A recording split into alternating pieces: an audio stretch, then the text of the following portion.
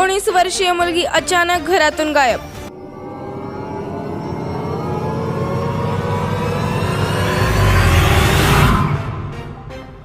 तीन वर्षांनंतर दिले मृतदेहाला धन। धक्कादायक बातमी आहे इटावामधून। इटावाच्या सलेमपूर भागातील 19 वर्षीय मुलगी रीता अचानक तिच्या घरातून गायब झाली। रीताच्या घरच्यांनी तिचा शोध घेतला, परंतु कुठेही रीता सापडली नाही। रीता बेपत्ता झाल्याची तक्रार पोलीस ठाण्यात दिली, मात्र काही दिवसांनी गावातील बाहेर एका शेतात सांगाडा आढळला। इथं नक्की घडलं काय? व्हिडिओ सविस्तर पाहण्या अगोदर हा व्हिडिओ आपण यूट्यूबला पाहत असाल तर चॅनलला सबस्क्राईब करा आणि फेसबुकला पाहत असाल तर आपल्या पेजला फॉलो करा। मृतदेहावर केमिकल टाकून तो जाळण्यात आल्याचे निदर्शनात आले। सांगाड्याजवळ लेडीज चप्पल आणि कपडे पाहून हा मृतदेह रीताचा असल्याचा संशय। रीताचे घरचे हा मृतदेह रीताचाच असल्याचा दावा करत होते, परंतु पोलीस त्यावर विश्वास ठेवायला तयार नव्हते। सांगाड्याची 2 वेळा DNA चाचणी केली तरीही ते स्पष्ट झाले नाही, त्यामुळे सांगाडा रीताच्या कुटुंबियांना देण्यास सक्त नकार दिला। रीताच्या कुटुंबियांनी उच्च न्यायालयाचा दरवाजा ठोठावला।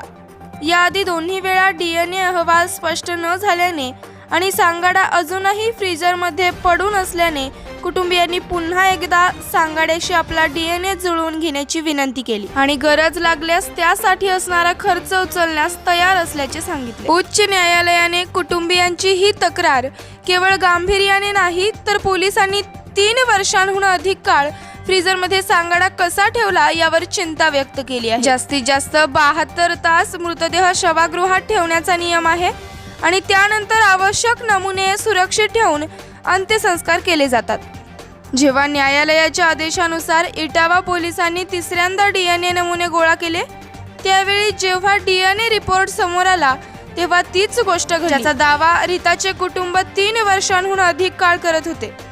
हा सांगाडा इतर कोणाचा नसून सलेमपूर गावातील रीता या मुलीचा असल्याचे DNA रिपोर्टमधून स्पष्ट झाले। त्यानंतर पोलिसांनी घाईघाईने रीताच्या कुटुंबियांना बोलावून 3 वर्ष 4 महिन्यांनी अचानक सांगाडा त्यांच्या ताब्यात देण्यात आला। शिवाय गावातील एका शेतामध्ये रीतावर अंत्यसंस्कारही करण्यात आले। पोलिसांनी दिलेल्या माहितीनुसार इटावा येथील रहिवासी असलेल्या 19 वर्षीय रीताचे तिच्या गावातील रामकुमार यादव नावाच्या व्यक्तीशी संबंध होते।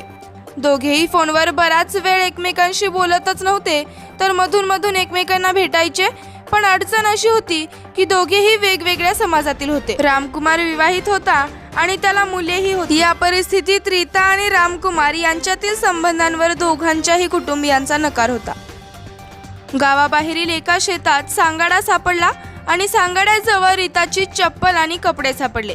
तेव्हा रीताच्या कुटुंबियांनी थेट रामकुमार आणि त्यांच्या कुटुंबियांवर आरोप केले। रामकुमारने त्याच्या कुटुंबियांसह रीताची हत्या केली असा आरोप रीताच्या कुटुंबियांनी केलाय। या दरम्यान रामकुमारचे संपूर्ण कुटुंब गाव सोडून गेले, पण आता DNA अहवालात सांगाडा रीताचाच असल्याचे स्पष्ट झाल्यानंतर अचानक रामकुमारने न्यायालयात आत्मसमर्पण केले आहे।